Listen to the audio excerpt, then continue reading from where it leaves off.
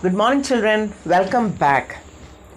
Today we will discuss Class 7 Social Science Civics Term 1 Chapter 2 Political Parties Part 2. Come children, let us learn.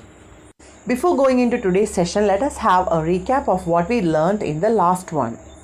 Children, in the last session we learned what a political party is. Political parties are the voluntary associations of individuals with broad ideological identity who agree on some policies, formulate an agenda and program for the society. They seek to implement their policies by winning people's support through elections. They vary in their size, the ways they organize themselves, as well as in their policies. We also learned the importance of political parties. They are the backbones of democracy. They formulate public opinion. They serve as intermediaries between the citizen and the policy makers. We also learned the functions of political party, which is able to provide the loyal opposition accountability and stability, select and nominate individuals to elected office, organize political campaign, rallies and announcement of manifesto to win public office, to put forward different policies and programs for the welfare of the people, to connect the society and the state, coordinate among members elected to office, and form and run the government and develop public policy. In this session, we will understand the party system in India and the role of the opposition party. Children, now we will see the party system in India. Countries that follow a federal system have two kinds of parties. Children, a federal system or federalism is a mixed mode of government that combines a general government called the central government or the federal government with regional governments or the provincial, state, territorial government in a single political system. Thus forms a government in which powers are divided between two levels of government of equal status. In India, we have central government as well as state government. The Constitution of India allows for the distribution of legislative, administrative and executive powers between the union government and the states of India. That is, there are two or more levels or tiers of government. Each level of government has its own jurisdiction in matters of legislation, taxation and administration, even though they govern the same citizens. Powers and functions of each tier of government are specified and guaranteed by the Constitution. And the disputes between the state government are settled by the Supreme Court. India's party system originated in the late 19th century. India, in fact, has the largest number of political parties in the world.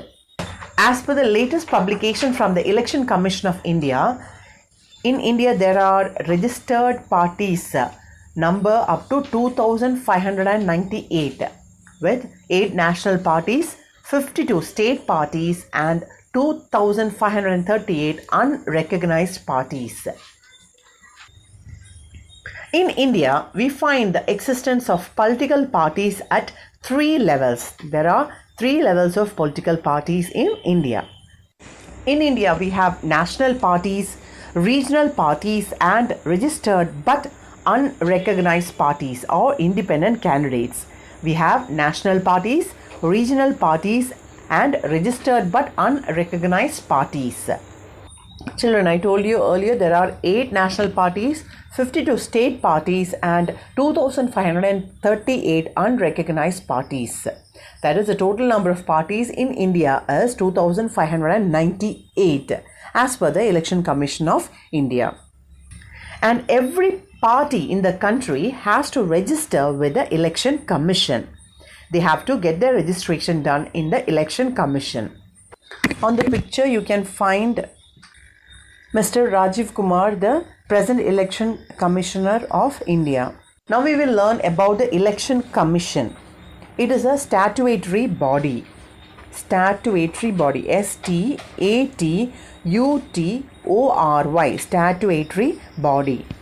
A statutory body or authority means a non-constitutional body which is set up by a parliament. Statutory bodies are authorized to pass the law and take decision on behalf of the state or the country. Statutory body has official permission for legislation, that is, process of enacting the law. Our election commission is a statutory body. They are created by an act of parliament. The Election Commission of India is an autonomous constitutional authority responsible for administering elections. It is an autonomous, AUTONOMOUS, autonomous. Autonomous body is the body which has a right or power of self-government. A constitutional authority is what legitimates a constitution, that is the will of the electorate. And the Election Commission is responsible for administering elections both in the state government as well as the central government. Its headquarters is located in New Delhi. It is called the Nirvachan Sadan. Where is the headquarters of Election Commission? It is at New Delhi. Now we will see how to form a political party. The first and the foremost thing is you must get registered with the Election Commission of India. The party must be registered with the Election Commission of India. The party must have at least 100 members and each member needs to hold a voting card. So there must be a party, they have to register with the Election Commission and the members, at least 100 of them should be there, and each member should be having a voter's ID or a voting card. Must write a party constitution. There must be rules and regulations for the party and it must be specified in written form. So first you have to register with the Election Commission of India. Your party must have at least 100 members of voting capacity. Then there must be a written party constitution. This is how we can form a political party. Now we will see how to get recognized. Children, now we will see the criteria for recognition. The Election Commission of India has some criteria for the recognition of political parties in India. I told you there are three types of parties, like national parties, regional or state parties, and independent candidates. For a party to be recognized as a national party, there are three criteria to be satisfied. First thing is, the party that secures at least 6% of the valid votes in Lok Sabha election or assembly elections in 4 states.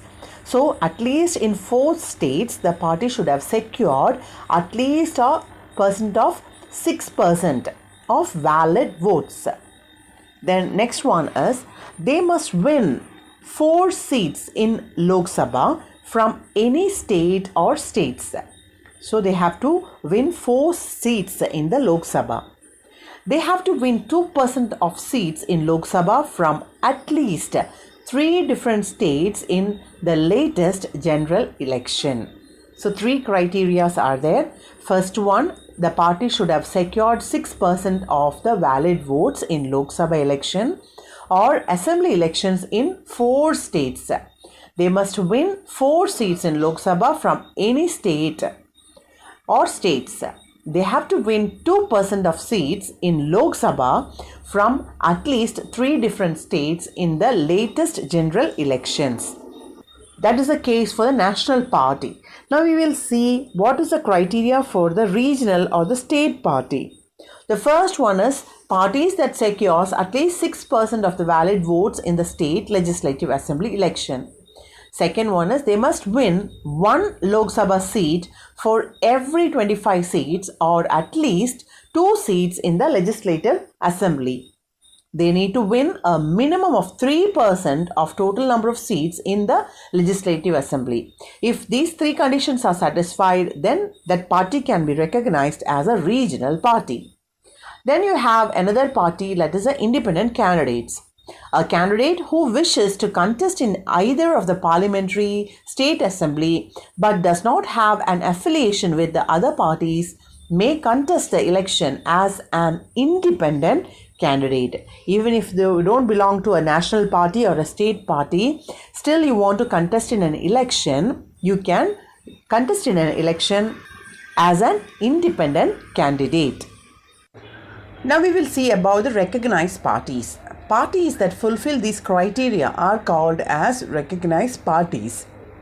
They are given a unique symbol by the Election Commission.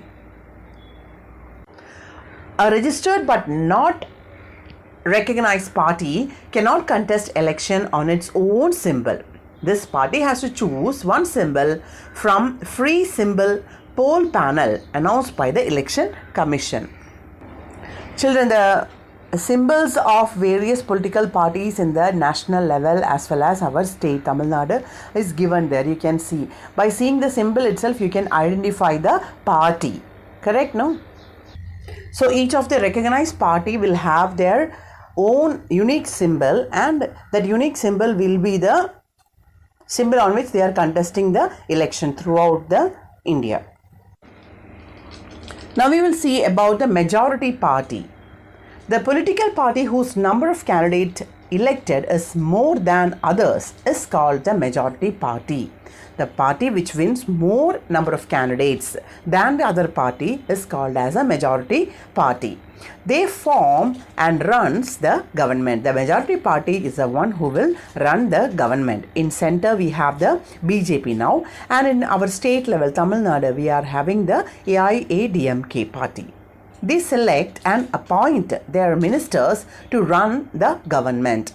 They will be selecting their ministers to run the government.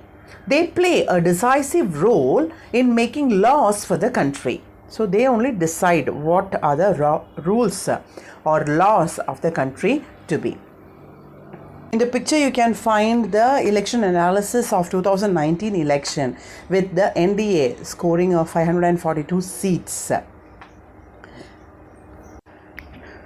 A minority party are those party with lesser number of elected candidates. The major party will rule the country. The next one will be the opposition party, and other than that, a party which is having a lesser number of candidates will be a minority party. The party level split up in the 2019 Lok Sabha elections is also shown. You can see the minority parties there.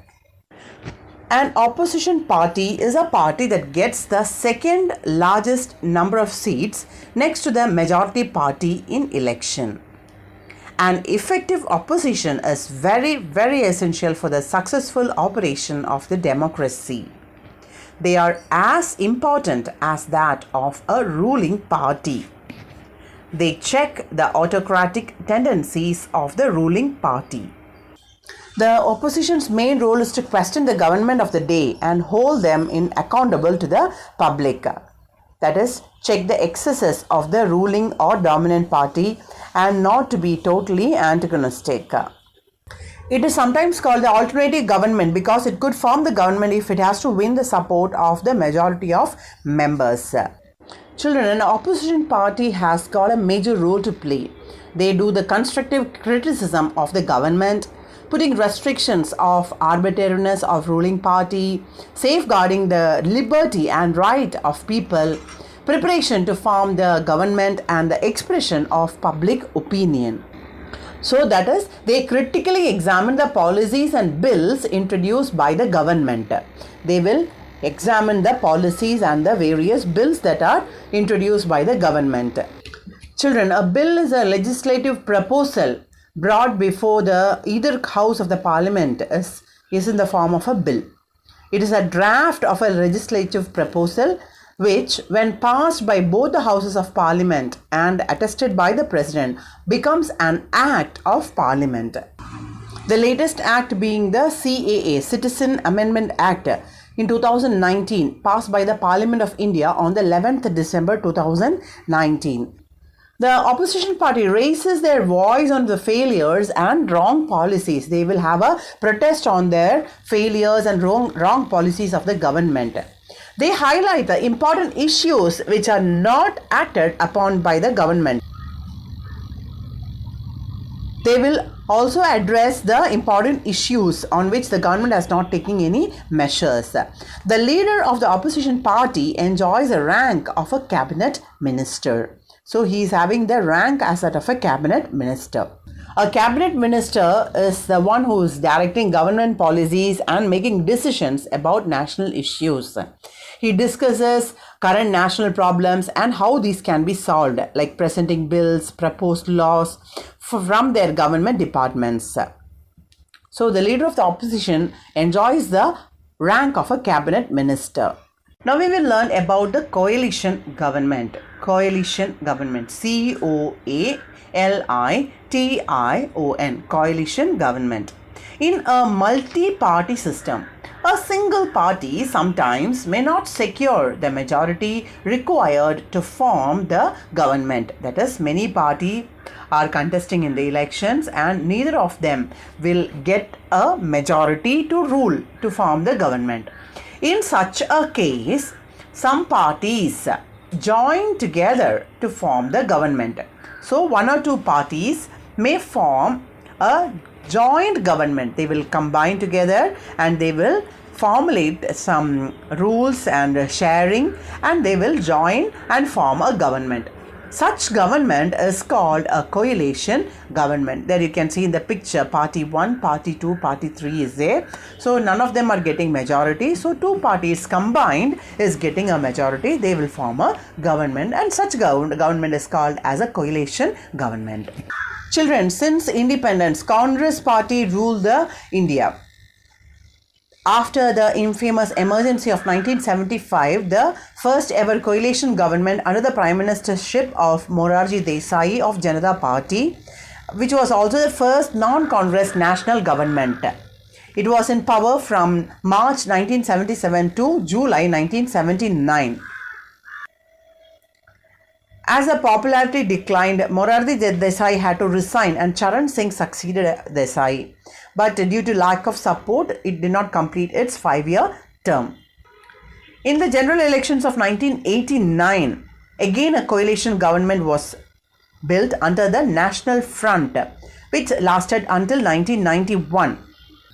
The 11th of Lok Sabha witnessed the most unstable government and produced 3 prime ministers in 2 years, with Atal Bihari Vajpayee prime ministership lasting only for 16 days, followed by H.D. Deve Gowda became the 11th prime minister, followed by I.K. Gujral. Children, the first successful coalition government in India was completed. The whole 5-year term was under Atal Bihari Vajpayee. The coalition led by the BJP came to be known as the National Democratic Alliance. And Vajpayee ruled successfully from 1999 to 2004. The electoral symbol is a standardized symbol allocated to a political party. They play an important role in elections. They can be easily identified, understood, remembered and recognized by the voters. So it is easy for the voters to identify, understand, remember and recognize the electoral symbol. The Election Commission has stopped allotting animals as symbols. No longer the Election Commission is giving animals as symbols. Children, the Election Commission has stopped allotting animals as symbols. The only exceptions are the lion and the elephant. The symbol of nationally recognized parties is standard throughout India.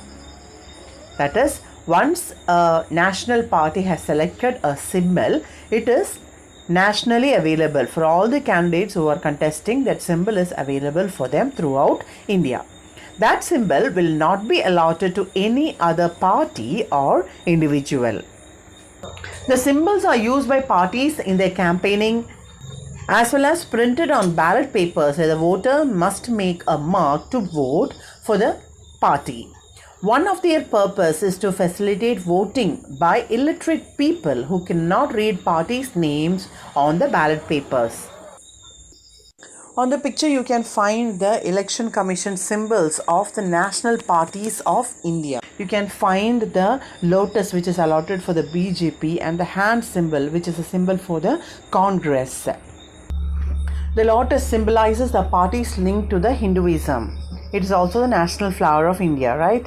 The flower and grass belongs to All India Trinamool Congress. The simple flower indicates that the party supports those who are so insignificant. The elephant belongs to the Bahujan Samaj Party.